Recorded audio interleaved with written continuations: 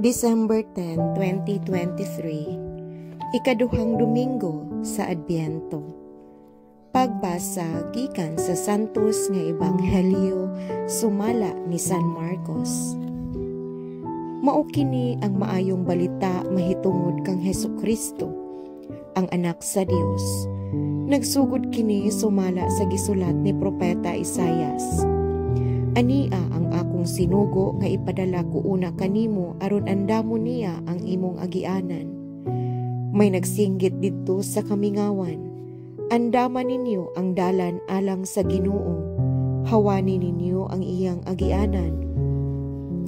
Busa namunyag si Juan sa mga tao didto sa kamingawan og nagwali. Hinulsuli og biyae ang inyong mga sala.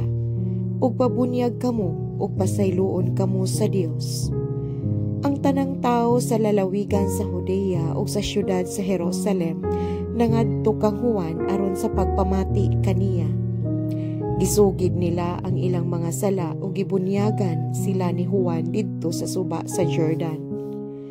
Ang bisti ni Juan hinimo gikan sa balhibo sa kamelyo, panit ang iyang bakos ug dulon sa dugos ang iyang kalanon.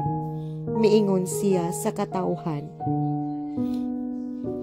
ang tao nga muanhi sunod kanako, mas gamhanan pa kay kanako.